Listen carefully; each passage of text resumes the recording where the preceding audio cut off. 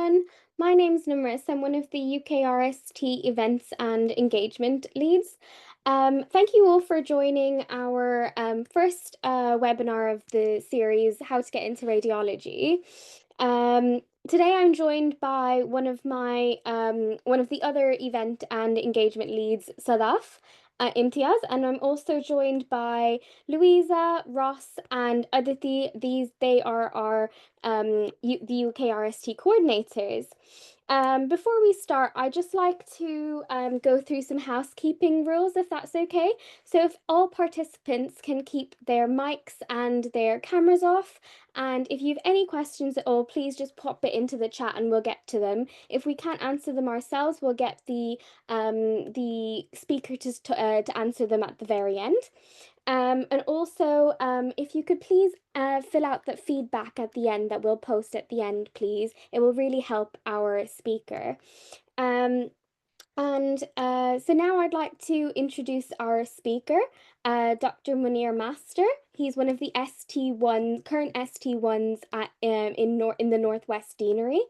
And I hope you enjoy your talk. Thank you, Munir. Over to you. Yeah, thank you guys. Much appreciated. Thank you to UKRST as well for hosting. Like Numerous said, my name's Munir. I'm a current radiology ST1 trainee, which means I applied last year and I got in, and I'm coming to the end of my first year of training. The aim of this sort of teaching series that I'm hosting is to try and help potential applicants at any sort of stage of their training, wherever they might be, foundation doctors, JCFs, international medical graduates. Um, um, Finish? Sorry, just make sure everybody's muted, please, if that's okay. The aim is to try and help people in whatever stage of their training that they're in. Over my application cycle and the most recent application cycle, I've done a lot of research into this. I've helped friends and colleagues, and they've got into radiology and they've valued the insight that I've been able to get them. And I wanted to share that with the group that helped me the most when I was applying, which was UKRST. So I owe a lot to UKRST, and hopefully this is something that I can do to help the community. I'll just move on. So in terms of a general overview of today's talk, we'll talk a little bit about the timeline of events. And it doesn't really matter where you are in your journey, because the timeline kind of applies to everybody. We'll discuss competition ratios, but we'll try not to get too disheartened by them. We'll talk about some recent and proposed changes to the application cycle. Somebody was just saying that it keeps getting more and more competitive each year, and we'll discuss why it's getting more competitive and what we can do to sort of prepare for that. We'll talk about the portfolio and each of the domains. We'll briefly touch on the MSRA, and we'll briefly touch on the interview, and very quickly we'll talk about the offers and upgrades process. There will be separate talks on the MSRA and separate talks on the interview. Now, I appreciate you've already had a masterclass on the MSRA, and I hope you guys attended that and you enjoyed that. I'll hopefully be able to give you a little bit more insight or some extra tips and tricks for the MSRA when we do get to that talk. So, moving on. So, a little bit about me. I came from foundation training, did my FY2, and then I got into radiology. I was a very, very average medical student. I didn't have anything on my portfolio before I started foundation training. I wasn't really sure what I wanted to do up until FY2. But what I did do was start preparing a general portfolio in FY1, and then I made it radiology specific in FY2. And then, I started my radiology training in August after FY2. So the point here that I'm trying to make is that it's definitely doable. Even if you are a foundation trainee straight from medical school, you can get into radiology. You don't need years and years outside of foundation training to prepare. So in terms of general timeline, so this talk was initially designed for FY1 doctors, but it kind of applies to everyone really. So you are here. Wherever you are in the academic year, in the contractual year, you are coming towards August, i.e. you are coming towards the end of your contractual year. In August, your contract will expire, your foundation year 1 will finish, and you'll move into FY2, and you'll change over to whatever's happening next. Then in October, you will apply for radiology, so the coming October.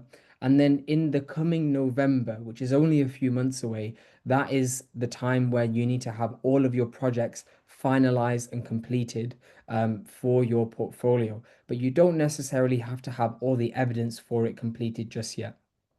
Around after Christmas, sort of early January, you'll do your MSRA exam. Hopefully, you'll do well and you'll be invited for an interview around March time. And then March to April time, sort of late March, early April, you'll be given an offer, hopefully, and you'll start your new life as a radiology ST1 trainee. So I've got this information about specific dates from a website that I found online. It's important to remember that these dates are subject to change. Okay, I would always recommend getting official deadlines and dates from the Health Education England website, Radiology ST1, and that's an official, NHS website. They will update any dates on there. I would follow those dates and not speculative dates that you find online otherwise. But generally speaking, the application period, i.e., when you need to complete all your projects by, will be end of November. The MSRA window will be early January. The results will come out in early February. You'll have to submit all of your evidences sort of late February, and then interviews and invites, etc., will all happen in March, and then offers sort of late March, early April. So I'm just trying to get you guys familiar with how quickly things move in the application process. It's not sort of slow and steady, it is very quick, so you do need to be on it. So let's talk a little bit about previous candidate rankings and what factors went into giving participants their scores. So in 2023, 2024, which was last year, i.e. the year when I applied, so not the current incoming ST1s that are going to start in August, but me when I applied last year and I'm coming to the end of my ST1. We had the MSRA exam that was weighted at 20%, the portfolio, which was weighted at 30%, and the interview, which was weighted at 50%. Now, for the most recent applicants that have hopefully got offers and will be starting in August, the MSRA weighting was completely thrown out of the window and it was encompassed by the interview and the portfolio in terms of giving the overall score. So the portfolio was now 40% and the interview was now 60%. Now, what this means is that the MSRA is now just a hurdle that you need to pass. You don't necessarily need to be aiming for the top score in the top centile. You just need to get over the cutoff and you can forget about all that MSRA stuff that you learned and you can focus on preparing for the interview. Even if you have a slightly weaker portfolio, it's fine because you can really get some marks in the interview and you can get quite a high ranking. And I have first-hand experience of this. I know lots of people that had maybe a weaker portfolio or a more average portfolio. It wasn't really astounding. The numbers weren't particularly high, but they did really well in the interview and they actually ranked quite highly in the country for radiology. So interview plays a big part.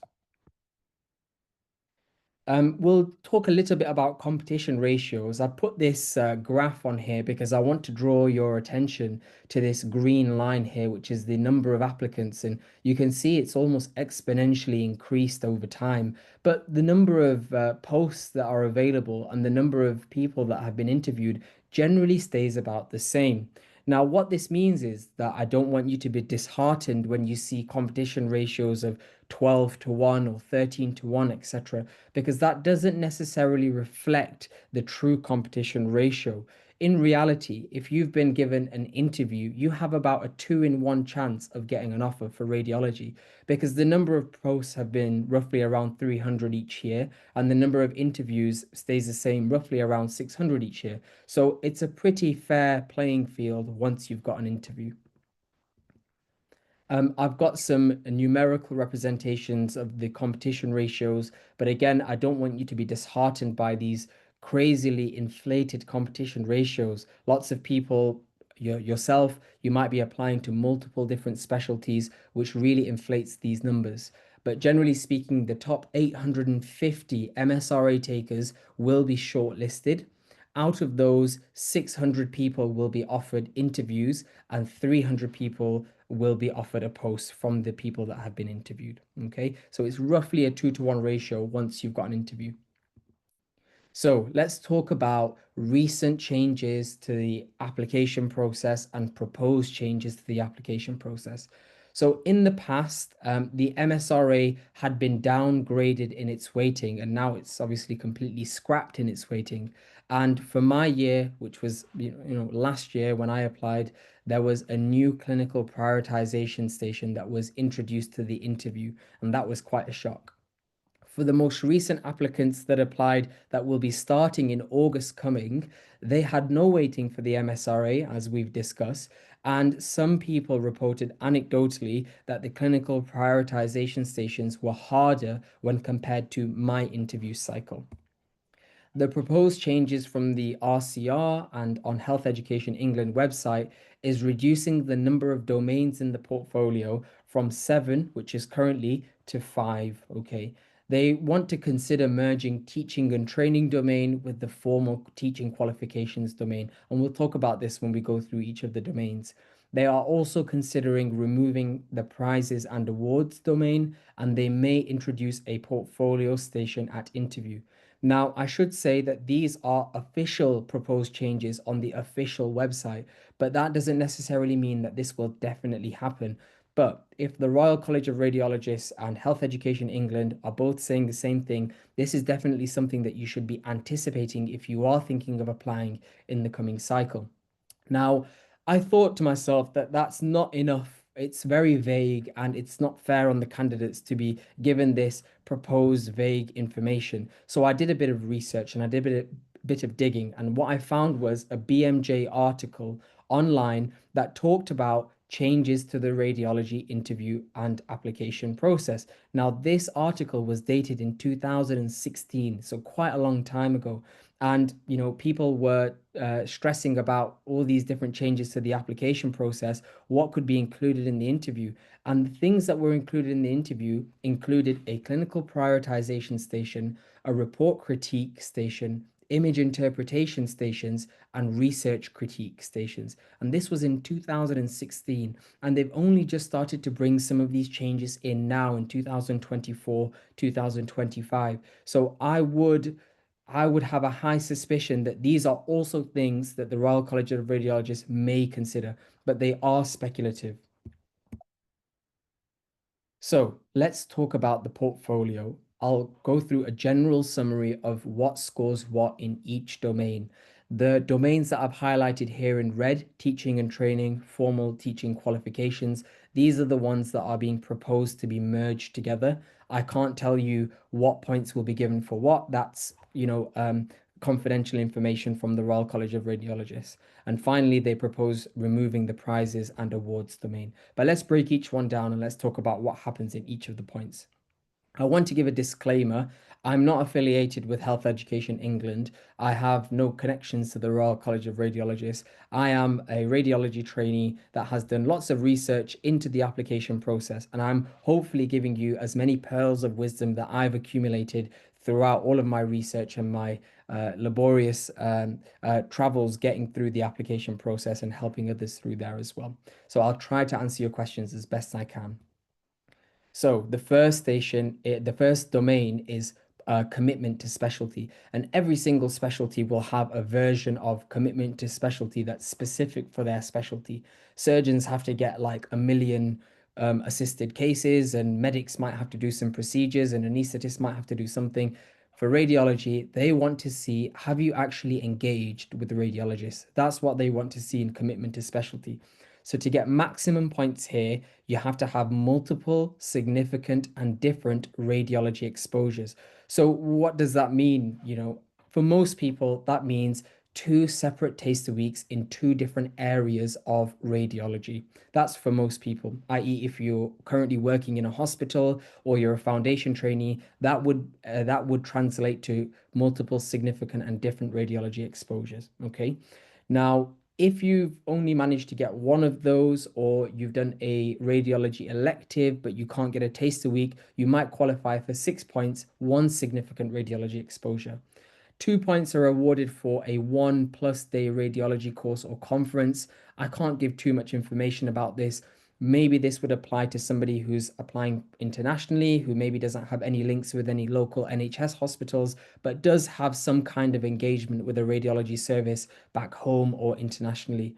And finally, obviously, no relevant exposure gets you no points. So, what does it mean, two separate taster weeks in significant and different radiology exposures?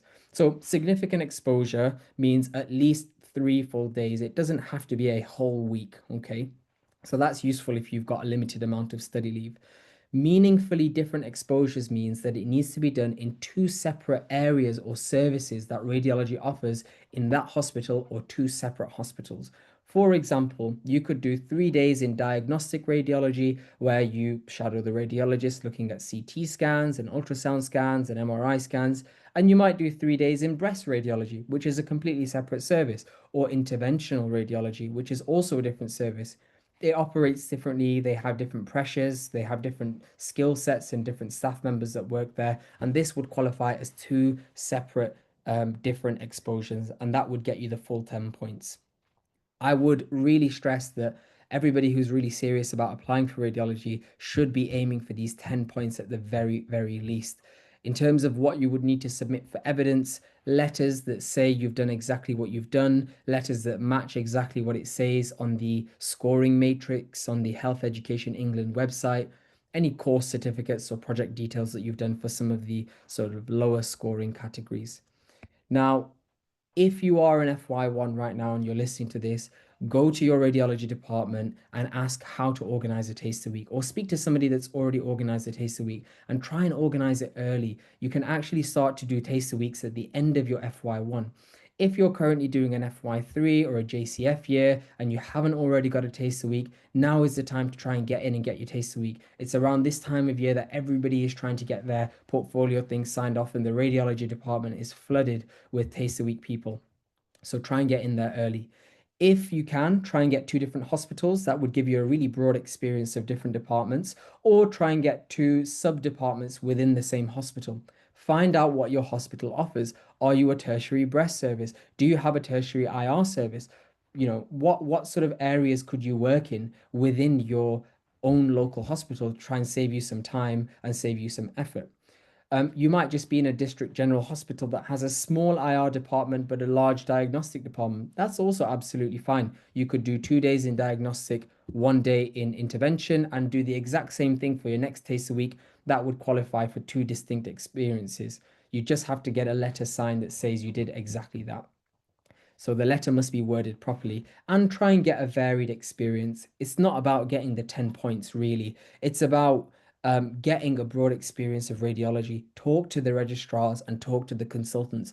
Talk to consultants that are close to retirement and consultants that have just started, and everybody in between. Find out what they love, what they find difficult, what pressures they have, what's the training like. Ask all these questions and make notes, because these are all the things that you will be talking about in your interview.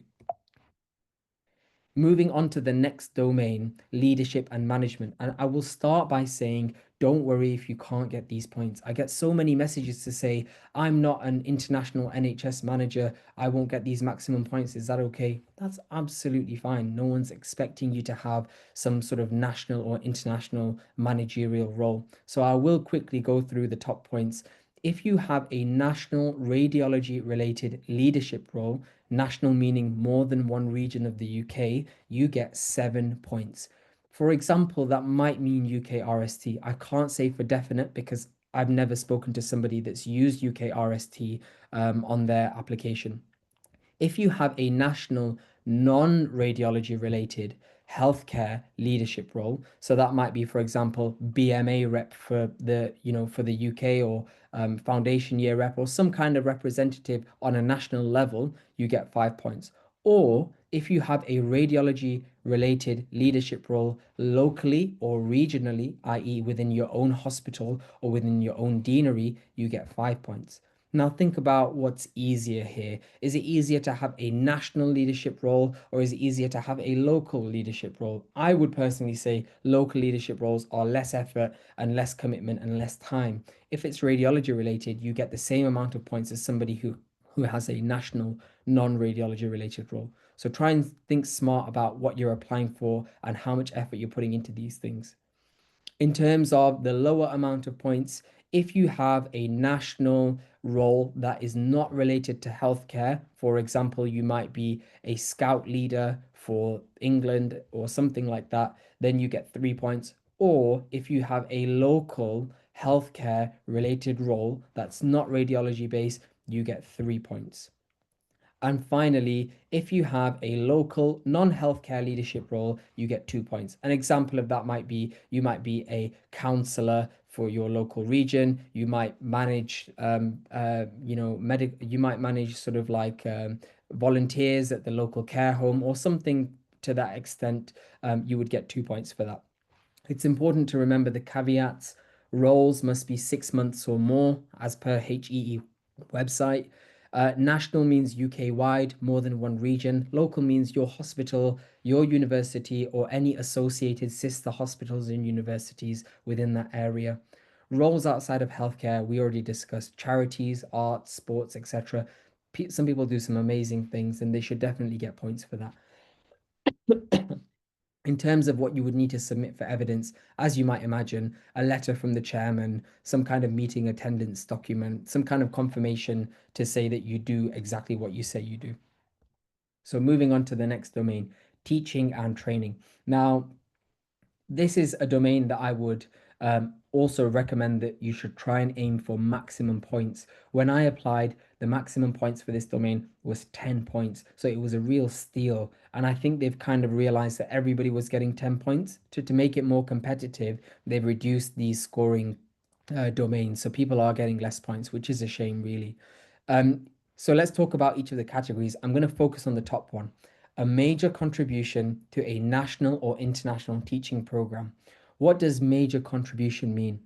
Major contribution means you have designed a teaching program, you have led the teaching program, you have delegated tasks for that teaching program, you have organized it, delivered it, collected feedback, got the feedbacks signed by a consultant, and had a letter that states exactly as this top sentence says, major contribution to a national teaching program. Okay, what are the caveats to that? It needs to be at least 3 months. It doesn't necessarily specify how many sessions need to be done, but if you're doing one session a month for 3 months, maybe you should be thinking about doing more sessions. What is your teaching about? Can you break that down any further? If you've made a major contribution to a local or regional teaching program, so that might be to Northwest Foundation trainees or Northwest medical students, or just medical students from your local medical school assigned to your hospital, you get 4 points here. And again, it needs to be at least 3 months. It needs to have a series of teaching over 3 months, and then feedback needs to be collected and a letter needs to be signed. If you can't do any of that because you don't have the time or the expertise or for whatever reason, any kind of organized or structured teaching, so that might be your weekly departmental teaching, your monthly sort of foundation teaching, your weekly foundation teaching, if you've delivered this on a regular basis, try and get somebody to sign a letter for you and you might be able to bag 2 points. So, in terms of what you would need to submit for evidence, you need to submit a letter that would state all the teaching sessions that you've done, the dates that you've done them, whether it was national or international or local or regional, and the fact that feedback has been seen and is appropriate and has been signed by a consultant. It does not have to be a consultant radiologist, it can be any consultant, and the teaching can be about anything that you're passionate about. It doesn't have to be about radiology. Okay. So, how can you organize this? So, you could go through your Department of Undergraduate Education at your local hospital, but I found that sometimes it can be quite difficult to get somebody to organize something for you on your behalf. You're always chasing them, and things don't necessarily happen as smoothly as possible. What I did was I organized my own teaching series, I made my own slides, and then I found a supervisor, a consultant radiologist, so it happened. And I said, hey, can you check my slides? Can you make sure everything is accurate? And would it be okay for me to deliver this on a national level? He said, yeah, go for it, and I'll sign your letter. I made adverts, I made posters, I sent it to as many medical students in as many parts of the country as I could, and it was a national teaching program. I split the workload up with a friend, and we both were major contributors, and we both bagged maximum points. So we got the full points for half the work. So moving on to the next domain, if you guys do have any questions, put them in the chat and the committee members will answer them or I'll try and answer them at the end.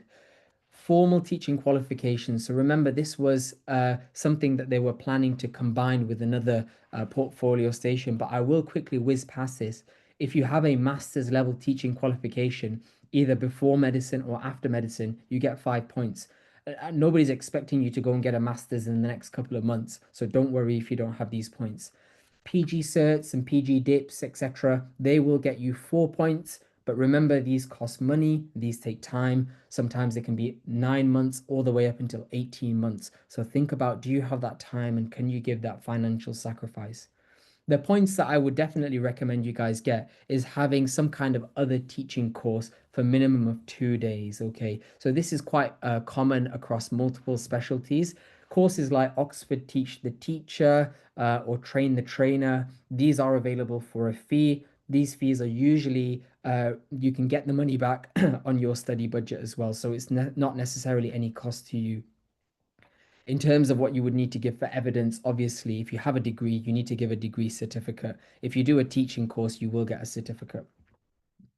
So, in terms of academic achievements, I will whiz past this. This is only for postgraduate achievements.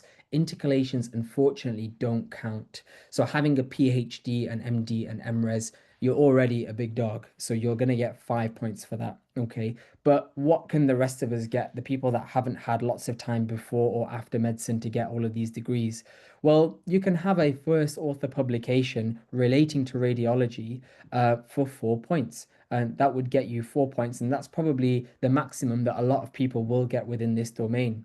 If you have a first author publication that's not related to radiology, you will get 3 points. Or if you've presented radiology case report or some kind of international or national presentation at a conference, you will also get 3 points here as well.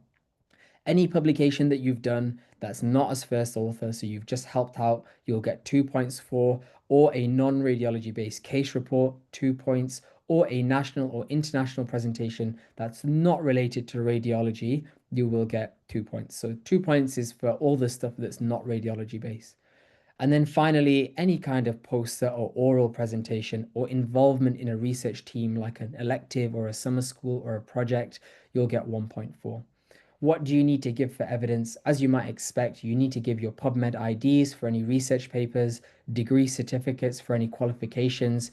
Any presentations that you submit to conferences have to be peer reviewed, have to be sort of like open and available to all peers within that area and within that level of training. You can't sort of organize a conference for your hospital and maybe invite a few people from abroad, submit it where your friends are the judges, and then win a prize yourself. Okay, that's not necessarily a peer-reviewed conference. And again, journals that you submit to need to be peer-reviewed as well. So how do you do this? So you can go on Medall, which is a website that has lots of different conferences and lots of different events on there, and it's for lots of keen people, and it's a really great way to find out what's going on in the medical field. Go on Medall and apply to every single conference that you can find. Okay, submit your abstract to every single conference, radiology based, not radiology based, and see who accepts you. See what gets accepted and present it, and try and win a prize. And that's exactly what I did. If you are in F1, now is a great time to start a publication. You could probably complete it by the time your application comes in November. However, if you're thinking of taking a year out or you're coming quite close to the application cycle, think about, is now a good time to start pouring your time into a publication? Are you going to be first author for this publication? How many points is it going to get you in the long run? Are your efforts better spent elsewhere? These are all things that you guys should consider. So, in terms of prizes and awards, remember this is something that they were thinking of scrapping in the proposed changes. But if you have a prize from a radiology society or a national or international meeting, you get 6 points. Regional or other meetings get 3 points. A local prize will get 2 points, and just one local, sorry, two local prizes will get 2 points, and one local prize will get 1 point. Okay. Now, remember they're thinking of scrapping this, but I still think that it's worth applying to these conferences with the hope and the aim that you do win a prize, because even if you don't get points for this, this is something that you can talk about in your interview and it will definitely make you look good. I've just put two conferences on here that I applied to, the Northwest Foundation Forum Conference and the ELHT conference. I was accepted to both of these conferences, and I was able to submit projects and win a prize as well. So, audit. If you weren't listening before, you were having your tea, you were talking to a friend, you were on your phone, put it away because this is probably the bit that I really want you to listen to. And this is the bit that I want all of you guys to get 7 points on if you are really serious about applying to radiology. I'm only going to focus on the first two categories because I don't think it's worth talking about anything less for anybody who's interested in radiology. If you have led two radiology audits and QI projects that have resulted in a change in practice, you get 7 points. Okay. If you've only done one radiology audit that changed practice, you get 5 points. Okay. So what does it mean when they say you've led something? Again, just like the teaching series, led means you have designed, you have delivered, you have delegated, you have collected data, you've done all the legwork, and you are the main boss of that project. Even though you might have a consultant supervisor, the chances are the consultant supervisor isn't doing too much to do with the audit. You're the one that's making sure everything is happening. You are involved from planning all the way to implementation and then re-auditing as well. What does change practice mean? Change practice means that there is a clear, documented impact on that outcome that you have been auditing yourself, or you have been trying to improve that part of the service yourself, and it's measurable. Okay. In terms of what you would need to give for evidence, you might need to submit your audit reports, your audit presentations, a letter that states the exact thing that is written here in the section above where you get 7 points. You have led two radiology audits. The letter needs to say that specifically QI projects resulting in a change in practice. It might also be worth including things like what was your change practice and how did it benefit the service as well. I've just put a couple of links on here, which I found really useful when I was thinking about audits. Mind the Bleep have some really good audit ideas here, and there is a website called RCR Audit Live, which is an RCR official website, and they have pre-packaged audits ready to go that you can pick up and just implement in your hospital if they haven't been done already. Go down to your local radiology department, speak to the department audit lead, and ask them if there are any projects that they think that you would be useful to lead, or anything that you can start from the ground up, or anything that you can co-lead with somebody else. And obviously look at Royal College websites for guidelines. If there's anything in the ED that RChem have a guideline for that's radiology related, that's something else that you could audit as well. So, how to do an audit? There might be some of you guys that are foundation doctors here that are thinking, but Munir, I have no idea how to do an audit. I don't even know where to begin. That's okay. I have a 9 point plan on how to do an audit. So, step one is find a guideline or find something which can be improved. We work in the NHS and everything can be improved all the time. Nothing is perfect. Once you found a project, find a supervisor. Find somebody that you trust, somebody that you think will help you, somebody who's kind, or a consultant that you think that you can just get along with and that you can speak to. Talk to them about the idea that you had and ask them if they think it would be a good project that they would be happy to supervise. Once you've done step one and two, they're the hardest parts. Step three is filling out an audit proposal form. Each hospital will have a separate audit proposal form.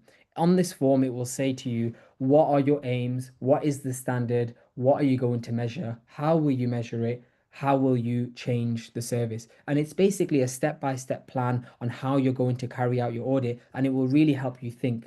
Go back to your supervisor, back to step two, and ask them to help you fill out the audit proposal form. Speak to other people. That's the hardest bit, okay? Filling out that audit proposal form, knowing exactly what you need to do. The rest of it is really, really easy. Step four is just collecting the data. You know exactly what data you need to collect because you filled out the audit proposal form and you understand the project inside out. Speak to PACS. If it's a radiology based audit, you might need to go on PACS, you might need to go on Sectra, you might need to go on the hospital computer systems, collect that data, and then design a data collection table in step five here and recruit some colleagues to help. There are lots and lots of foundation doctors that aren't interested in radiology, but they're coming towards their ARCP and they just need a box to be ticked off to say they've contributed to an audit. They would be happy to crunch that data for you. Okay, so delegate accordingly. Step six is then create some kind of poster, abstract, PowerPoint presentation with your findings and present it locally. Present it nationally, take it internationally, and really milk that project for as much as it's worth. Once you've done that, you need to introduce a change. So that might be a poster that demonstrates your findings and how you might improve it. And then implement that change and just wait a little bit of time, a couple of months, and then repeat steps 4 to 6 and re-audit the entire thing from the beginning again. Talk to the supervisor, fill out the form, collect the data again, find the results, present the results, and show how the first cycle is different to the second cycle and why it was your change that made that difference happen. Hopefully that all makes sense and that was relatively straightforward. So I will move on. I've actually included some examples of some audits that I've carried out in my foundation training.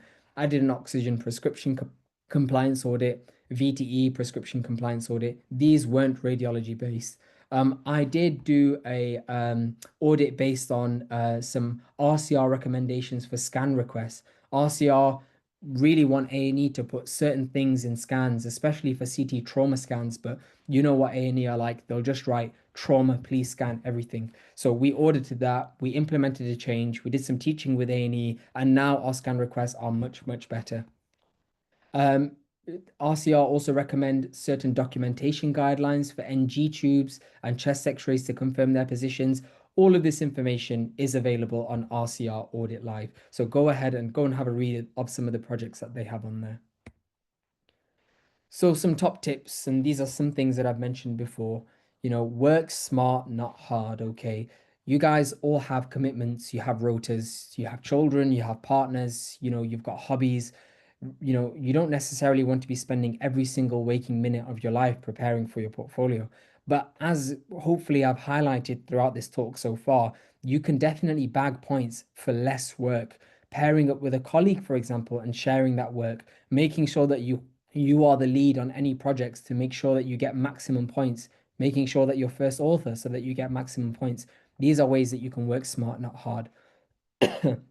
If you don't want to take an FY3 and you're in foundation training, you should use your foundation years wisely to avoid an FY3. Some of your friends and your colleagues might be enjoying the nice weather, although it's raining at the moment. Some of them might be going out and enjoying themselves, taking leave and spending weekends just chilling out. That's fine. They might not necessarily be considering their portfolio, but if you are serious about applying for radiology in the coming cycle, then I would absolutely, definitely stress that you guys should be preparing your portfolio around now. If you do want to take an FY3 or a JCF year, please be aware that you don't have the entire F3 or JCF year to build up your portfolio. Remember that the deadline to complete all your projects is November, the coming November, which means if you are taking an F3 or a JCF next year, you only have until November, the beginning of that year, to make sure all your projects are completed. Otherwise, you might be forced to take an extended year after that. Seek opportunities, send emails, and create new ideas. It's really, really competitive now, guys. You can't sit there and expect a project to come across your desk or somebody to come up to you and say, hey, do you want to first author my research paper? Okay.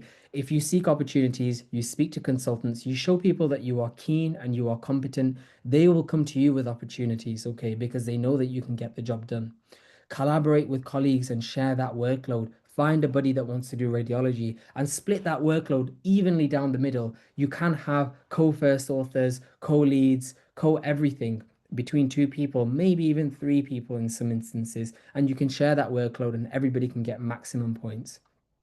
Choose something that you enjoy, something that's interesting, or something that's groundbreaking. Okay, if you just pick a tick box exercise audit and you get to the interview and they actually have a portfolio review station in that interview, or they ask you about your audit projects and they just don't sound that exciting, it's going to be quite hard to sugarcoat them. But if you've done something really exciting or something that you're really passionate about, you can definitely talk about that with a lot more interest, and that will come across in your interview.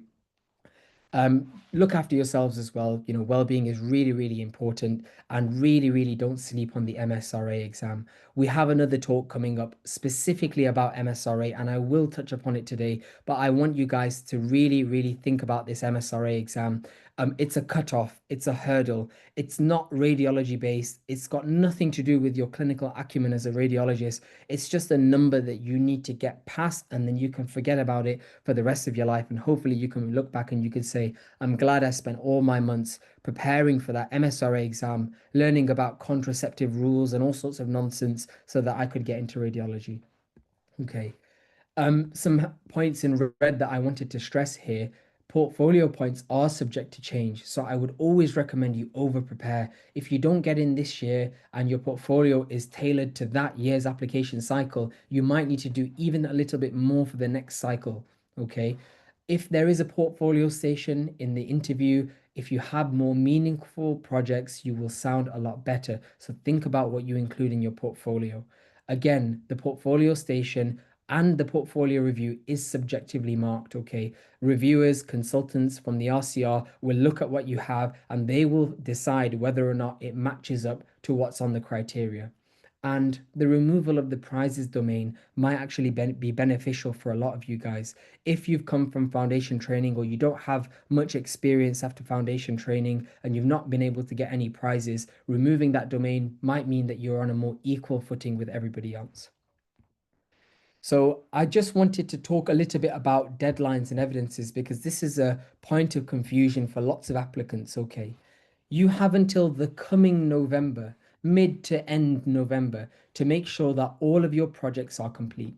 If you have an audit that's running at the moment, that audit needs to be completed for both cycles by November. It's around 18th to the 21st of November. Okay.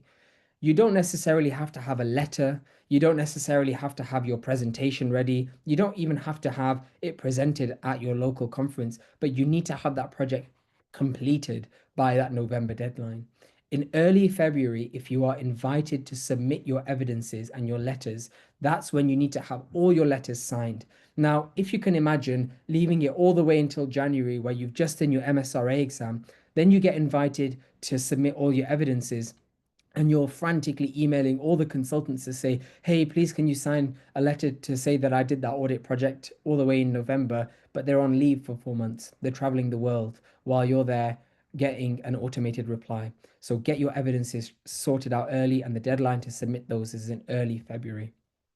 All of the letters need to be dated before that portfolio collection deadline, which is sort of late November. And the evidences must match exactly what is stated on the scoring matrix. Okay. If the consultant says to you, you can write the letter and I'll sign it, that's a perfect scenario. You can tailor it to match exactly what it says on Health Education England website. As long as you are being truthful and you're not fudging any facts, it's absolutely fine to use word for word quotations from that Health Education England website. If the consultant says that, I'll write the letter and I'll sign it, maybe you can direct them towards the health education website so that they have a better idea of exactly what domain you're trying to get and how many points you're trying to achieve within that domain. So some areas that I really heavily relied on when I was applying was the UK RST website and the UK RST WhatsApp group. There are consultants on there like Dr. Kabuli and Dr. Abira, and they are active on that group chat. And these are consultants that are taking their own personal time to help radiology applicants get into radiology. And what more could you want from a consultant in the specialty that you're dreaming of? There are so many people that have done the MSRA exam on that group chat. There are people that have applied but not been fortunate enough and they've learned from their mistakes and they've learned where they could improve. They'll be able to answer questions on there. And obviously, we have a wonderful committee as well, which are very experienced and they'll be able to help you. Radiology Cafe have lots of information on their website. It's quite easy to digest and they break down the portfolio as well. And I would say that you guys should swear by the Health Education England 2025 scoring matrix website. It may get updated with up-to-date portfolios.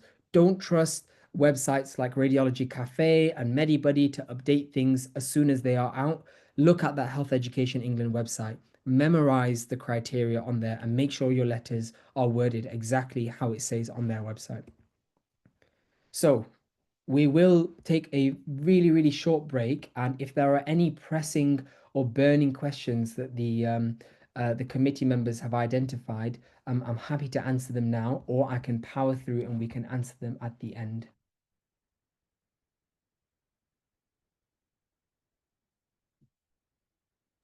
Okay, I'll take Hi. that as, yeah, go on. Oh, sorry.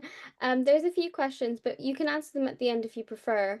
Sure. Yeah, I'll answer them at the end. Okay. Yeah, no problem. So I'll really briefly touch on the MSRA.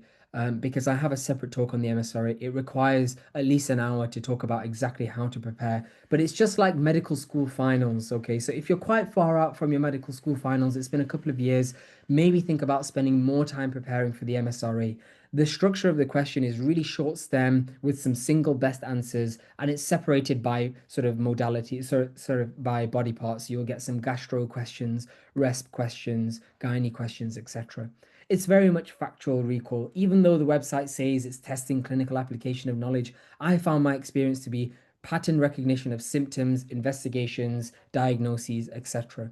The SJT is something that some people really, really struggle on, and infamously, or famously, I should say, international medical graduates don't perform as well as medical graduates from the UK on the SJT exam. But it's almost identical to the exam that foundation doctors will have done when they entered foundation training, or that was true a couple of years ago. I think they've scrapped that SJT exam now as well. At the very least, you should be preparing 3 months before the MSRA. How do you prepare for the clinical? Very, very quickly.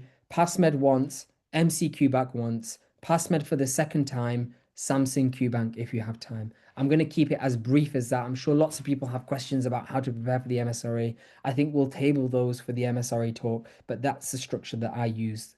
For the SJT, again, I'll go through this in more detail in the next talk, but read the GMC Good Medical Practice and make notes. It's a very long an arduous document. It's kind of boring, I can't lie. There's lots of supplementary stuff and stuff that's just repetitive, but read it all because every single reasoning in that SJT exam is taken directly from GMC Good Medical Practice and the supplementary documents on their website.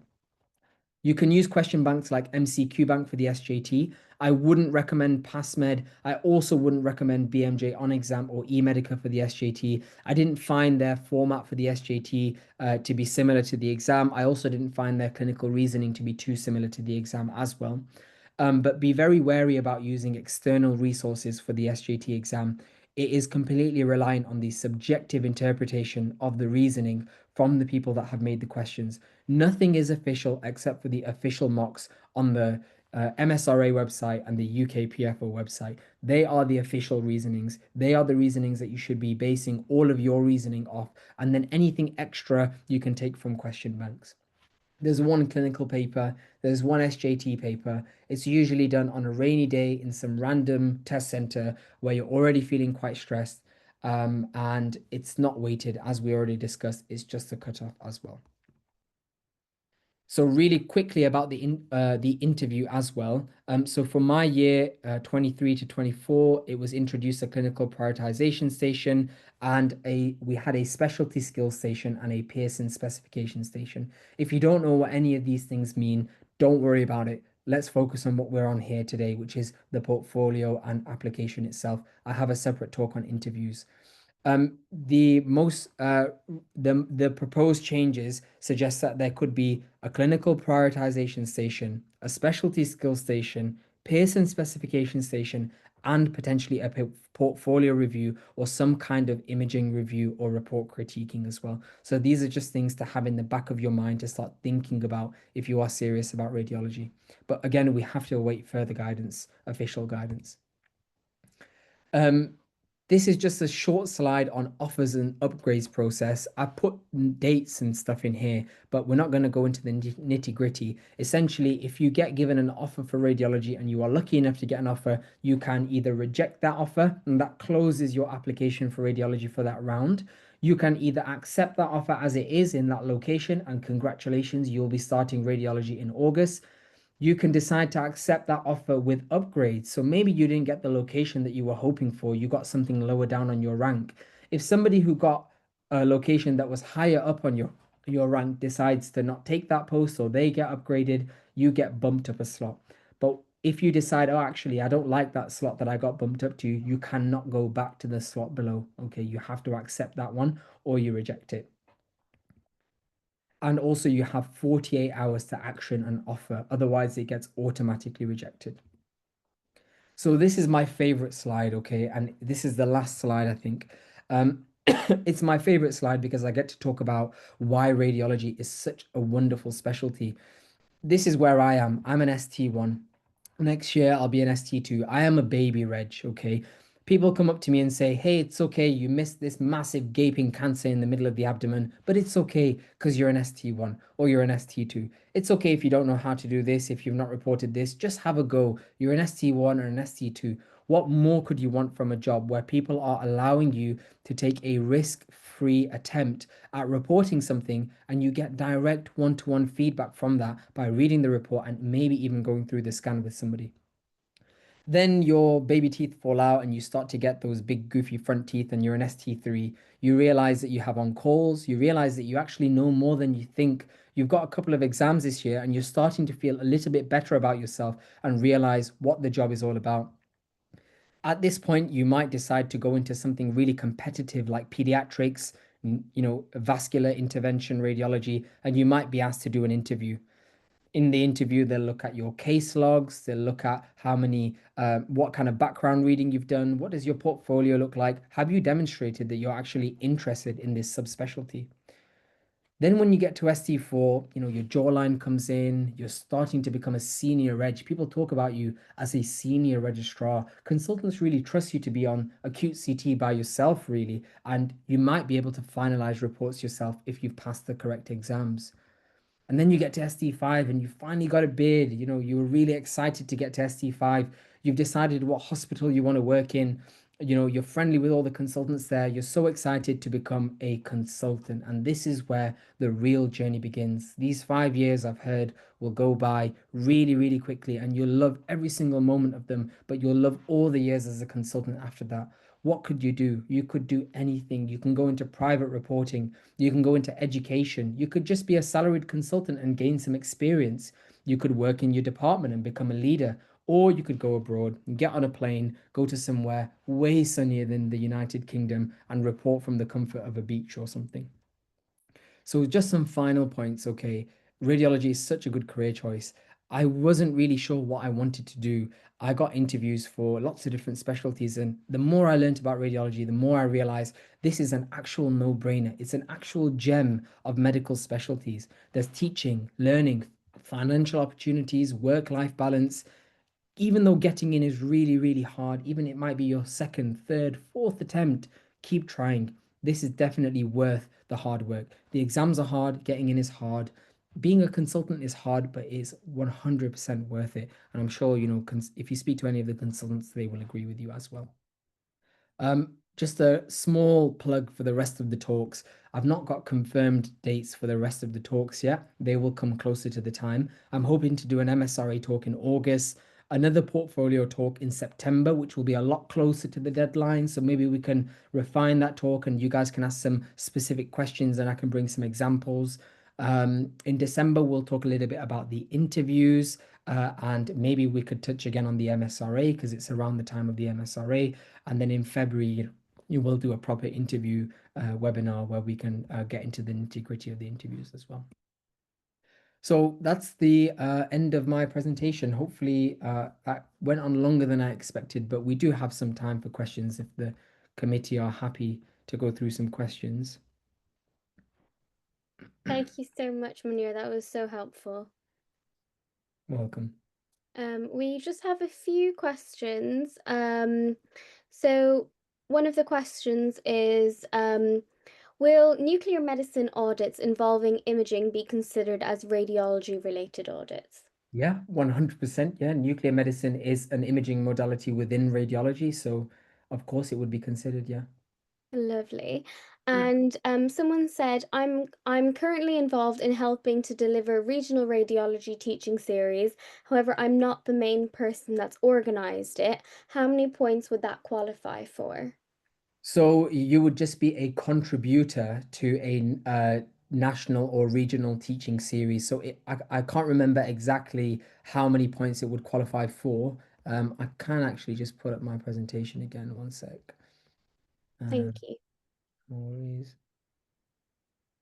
So teaching and training.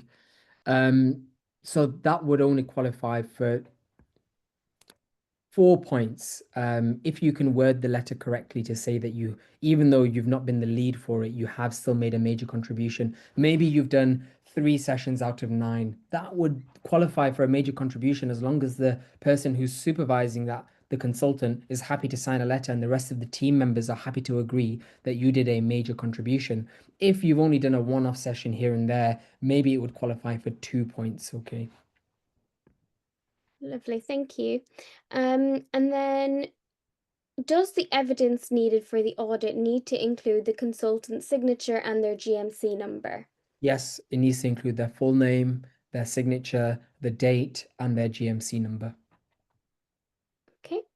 And then there's another question asking if I did tutoring for medical school applications, i.e., interview slash UCAT, UCAT under a tutoring company, does that work as long as you have designed and taught them, and but have not created the teaching organization yourself? So there are two things here. The first one is that this was a paid opportunity, so it might count as employment. However, at the end of the day, if you can get a letter signed by a consultant, medical or surgical doctor to say that you have done any of these things within any of these domains, you will get the points for it. They're not going to look into the nitty-gritty of what you've done, how much you got paid when you did it. But if the letter states what you've done and it's been agreed and signed by a consultant and you've been honest about what you've written, you will get these points. So specifically for your situation, you didn't organize and prepare each of these things. So you wouldn't necessarily be able to say that you've made a major contribution to that teaching program, but it could be classified as organized or structured teaching, and that would get you 2 points. It's a real shame because they've reduced these numbers massively compared to when I applied. Like you would get maybe 5 or 4 points, if you applied in my cycle. So these are getting harder and harder. So I would always recommend you try and go for the top band of points in any of the domains. Okay, thank you. They've just actually said here that but the consultant has nothing to do with the tutoring company. Then if you can't get a consultant to sign that letter, then it wouldn't qualify for any points, unfortunately. Okay, lovely, thank you. Um, and then there's also another question asking, what are examples of radiology national leadership role other than UKRST?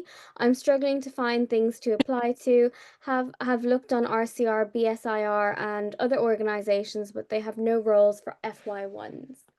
So, I mean, I think BSIR recently advertised a junior committee application with a deadline of the 14th of June. It was actually on the UKRSC website. That I don't know if you've looked into that. I'm not sure if they're accepting foundation doctors. One example that I think is quite nifty actually is a foundation doctor in my local hospital set up a radiology society for foundation doctors and any kind of doctors that work at the hospital that are interested in radiology and applying for radiology or just gaining some experience with radiology. So they made this society, they found a supervisor, they've organized some events, they've organized some teaching things. That's a local radiology related role. In terms of national and regional, I'm not 100% sure, other than looking into some of these societies similar to UKRST, BSIR, BSGAR, BSNR. Like all of these are acronyms of radiology societies, subspecialty societies. Have a Google of some subspecialty societies and see who is accepting junior doctor applications. That's all I can say. If you can't get it, then don't worry. Do the best that you can. Thank you. And then there's another question here. Hi everyone, have a question. I've done a thesis in radiology department as part of my intercalated masters. Never tried to publish it. Do you know any editors and publications that are relatively easier to get this done? So I think what you're really asking is there a journal that will quickly accept and submit my research portfolio? Because that's usually the question that lots of people have. There are some journals like Curus that will accept, lots of different projects, but they can be seen as predatory. If you're hoping to get into the academic scene, having a Curus sort of a publication under your name might not necessarily be viewed in the best light. Okay. There are lots and lots of journals, official journals. For example, the American Journal of Neuroradiology. I can't list every single radiology journal out there, but this is just an example of one. And there are lots of examples for all the subspecialties. The RSNA recently were accepting abstracts as well for articles. You can submit case reports to these places as well. But they are very stringent because they are so prestige and they have such a wide impact on such a large amount of radiologists. They have a very strict criteria for what gets submitted. So think about the quality of your report. Think about whether you want to get into the academic scene, whether you're happy to pay for something to be published. Maybe you might consider a journal like Curis, or maybe you might consider something a little bit more robust, like the American Journal of Neuroradiology. I'm not going to tell you which one to pick. That's completely up to you, and that has to be your decision.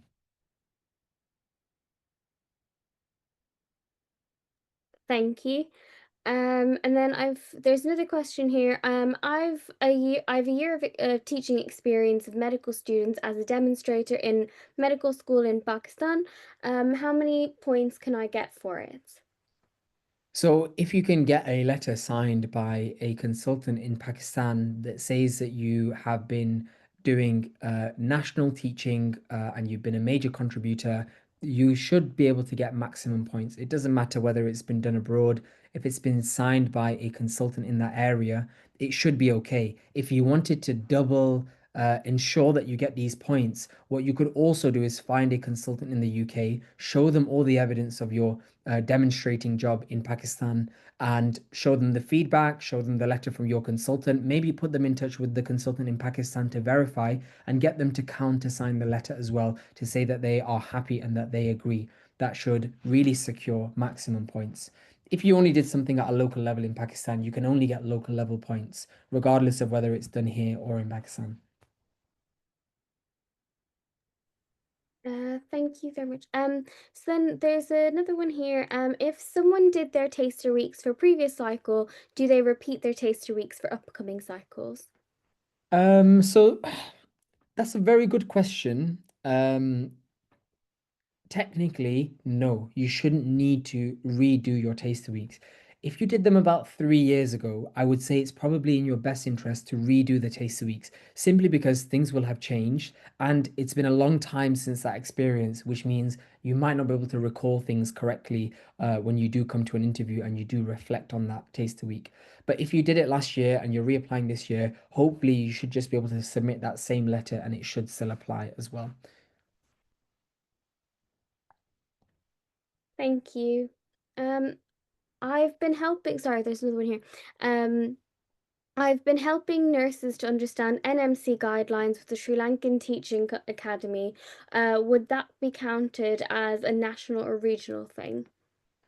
So it depends if you've been helping nurses in one hospital, across multiple hospitals within that region, or whether it's been across the entire country. And again, if this was done internationally in Sri Lanka, same, locally in Sri Lanka, regionally in Sri Lanka, nationally in Sri Lanka. Can you get a consultant to sign that letter that confirms what you've done? And could you possibly get a counter signature from a consultant in the UK to confirm what you've done? That's the simplest answer to your question. And that's the answer to all of these specific questions. Does this count and does that count? Look at the specific guidance on Health Education England website and think to yourself, can I get a letter that is signed that proves I have done this to get this many points? If you think you can't get a letter to prove that you've done that, it means that you can't get the points. If it means that you have to lie on that letter, you definitely can't get the points. Okay. But if it means that you can, properly, honestly get that letter that matches the description on Health Education England website and it's feasible to get that letter signed by a consultant, you've got the points.